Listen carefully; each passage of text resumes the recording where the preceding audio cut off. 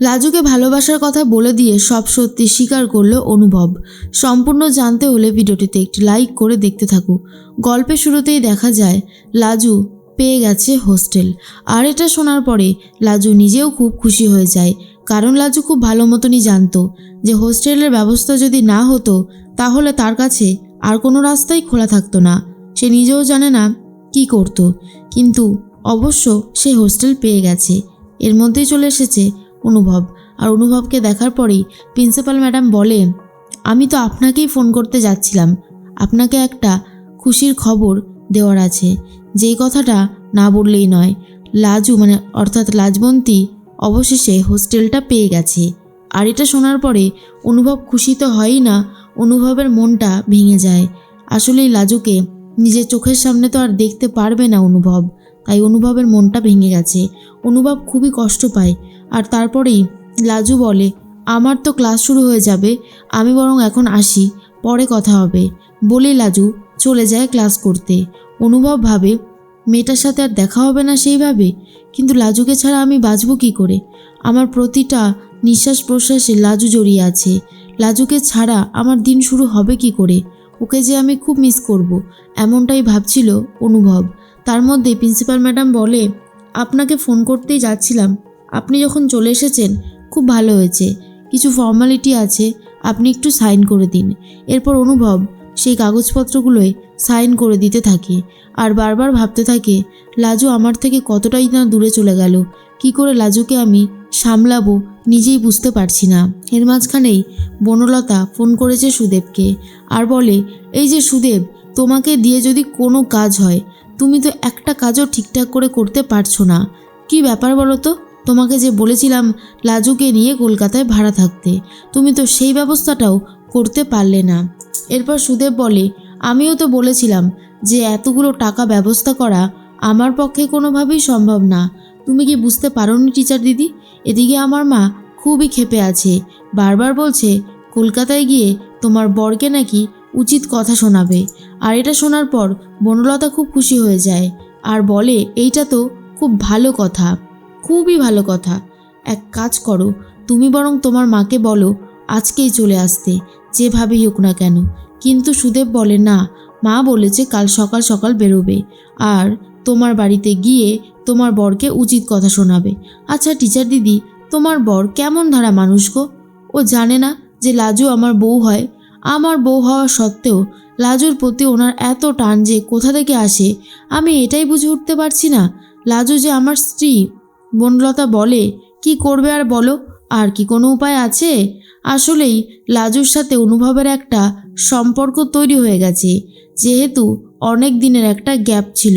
যাই হোক, তুমি বরং তোমার মাকে নিয়ে ঝটপট করে চলে এসো, তাহলে অনুভবকে উচিত শিক্ষা দেওয়া যাবে।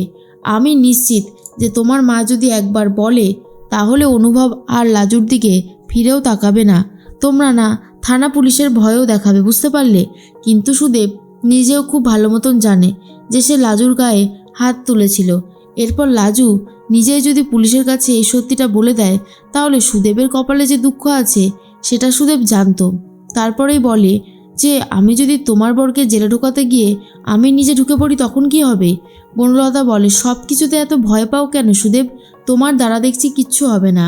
এরপর সুদেব ফোনটা রেখে দেয় আর বলে, আমার হয়েছে অদ্ভুত জ্বালা, কি করব আর কি না করব কোনোটাই বুঝে উঠতে পারছি না। এর মাঝখানে দেখা যায় অনুভব লাজুর সাথে কথা বলবে বলে ঠিক করেছে। লাজুর ক্লাস শেষ না হওয়া পর্যন্ত অনুভব অপেক্ষা করে। তারপর শেষ হওয়া মাত্রই লাজু বেরিয়ে আসে। অনুভব বলে, আচ্ছা লাজু, একটা দিন কি তোমার এই যে আমার সাথে কাটানো এটা হতো না বলো? তোমার কি ইচ্ছে করে না কালকে থেকে হোস্টেলে থাকলে কি খুব ক্ষতি হয়ে যাবে?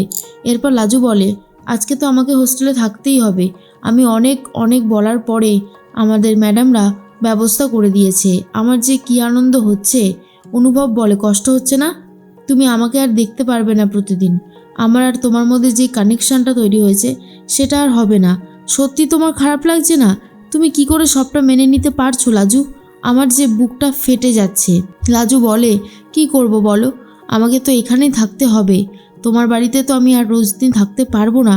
আর সেখানে ঝামেলা দিন দিন বেড়েই চলেছিল, তার থেকে এটাই ভালো হয়েছে যে আমি একটা হোস্টেলের রুম পেয়ে গেছি, এইটাই সব থেকে ভালো। অনুভব বলে, ইচ্ছে করছে না তোমার প্রিন্সিপাল ম্যাডামের সাথে ঝামেলা করি, আর একটা দিন সময়টা আমাকে দিলে কি এমন ক্ষতি হতো? ততক্ষণে আমি নিজের মনকে বোঝাতে পারতাম যে না, তুমি সত্যি সত্যি যাচ্ছ হোস্টেলে। আমার কতটা কষ্ট হচ্ছে তুমি হয়তো সেটা বুঝতে পারছো না। লাজু তখন বলে, আমি বুঝতে পারছি, কিন্তু রোজ ঝামেলা হওয়ার থেকে একবারে ঝামেলা হয়ে মিটে যাওয়াটাই তো ভালো। আর আমার যেটা মনে হয় যে তুমি, বনলতা দিদি আর এদিকে আমি আলাদা হয়েছি বলেই ভালো হবে, তোমাদের সম্পর্কটা মজবুত হবে। কিন্তু অনুভব ক্লিয়ারলি জানিয়ে দেয় তার পক্ষে বনলতার সাথে সংসার করা কখনোই সম্ভব নয়। সে শুধু একজনকেই ভালোবাসে, আর তার নাম লাজবন্তী। এর মধ্যেই ঠাম্মির কোলে মাথা রেখে অনেক কান্নাকাটি করতে থাকে অনুভব, আর বোঝানোর চেষ্টা করে সে লাজুকে ঠিক কতটা ভালোবেসে ফেলেছে। ঠাম্মি বুঝতে পারে আর বলে, দেখ, আজকে তো এটা মানতেই হবে যে লাজু অন্য বাড়ির মেয়ে, অন্য কোনো বাড়ির বউ। লাজু কেন আমাদের সাথে থাকবে বলতো? আর তাছাড়া ও যে নিজের একটা ব্যবস্থা করে নিয়েছে, এটা শুনে তো আমার সব থেকে বেশি আনন্দ হচ্ছে। অনেক ভালো হয়েছে। লাজু অবশেষে একটা সিদ্ধান্ত নিয়েছে, যেই সিদ্ধান্তটা শুনে আমি খুবই খুশি হয়েছি। ওকে বারবার সবাই অনেক অপমান করেছে, এরপরে ও নিজের একটা জায়গা খুঁজে পেয়েছে। আমি জানি দাঁতে দাঁত চেপে লড়াই করে গেলে লাজু এই লড়াইতে ঠিক জিতবে। দাদুভাই, তুই একটু ভরসা রাখ, ও ঠিক পারবে। তখন অনুভব বলে, ভরসা তো আমি রেখেইছি, যেভাবেই হোক না কেন। এরপর অনুভবের কথা শুনে বনলতা লুকিয়ে লুকিয়ে শুনছিল আর বুঝতে পারে যে অনুভবের মনটা খারাপ লাজুর জন্য। আর অনুভবকে দেখে বনলতা এটা বুঝে যায়, যতই লাজুর কাছ থেকে অনুভবকে দূরে রাখার চেষ্টা করি না কেন, কোনোভাবেই সেটা সম্ভব নয়। এর মাঝখানে লাজু চলে গেছে হস্টেলে, আর সেই রুমগুলো দেখে ভাবতে থাকে তার অবশেষে রুম একটা পাওয়া গেছে, সে থাকতে শুরু করেছে। লাজুর তো খুবই ভালো লাগে। লাজুর যারা সিনিয়র ছিল তারা লাজুর সাথে খুবই কোঅপারেট করে, তাই লাজুর খুব একটা অসুবিধা হয় না। লাজু খুব খুশিও হয়। পরের দিন সকাল হতেই দেখা যায় কমলা, তারপরেই হারান আর সুদেব তিনজন মিলে চলে এসেছে অনুভবের বাড়িতে। আর অনুভবের জেঠিমণি তখনই কাজ করছিল। অনুভব বলে, খাবারটা তাড়াতাড়ি বানাও, আমি এক্ষুনি বেরিয়ে যাব। তার মধ্যেই তো চলে এসেছে সুদেব, আর এসেই ঝামেলা শুরু করে দেয়। বলে, এই যে এই লোকটার জন্য আজকে আমার এই অবস্থা হয়েছে, বউ ছাড়া থাকতে হচ্ছে আমাকে। আর অন্যদিকে কমলা বলে, এই মেয়েটা, এই বনলতার জন্যই আজ আমাদের কপালে এত দুঃখ নেমে এসেছে। এর মতন মেয়ে আর হয় না, ফালতু মেয়ে। এর মধ্যে অনুভবকে থ্রেট করতে থাকে যে সে যদি এখনই না থামায় এই সব কিছু, তাহলে পুলিশের কাছে গিয়ে বলতে বাধ্য হবে। কিন্তু ঠাম্মি সবটা শুনে ভয় পেয়ে যায় আর বলে, আমার দিব্যি ও কোথাও আর যাবে না, কোনো লাজুর পেছনেও ছুটবে না, এই আমি আপনাদেরকে কথা দিলাম। কিন্তু আপনারা দয়া করে আমাদের বাড়ির ছেলেকে এইভাবে শাস্তি দেবেন না। কিন্তু লাজু খুব ভালো মতনই, অনুভব খুব ভালো মতনই জানে লাজুকে ছাড়া কোনোভাবেই কোনো কিছু হবে না, হতে পারে না।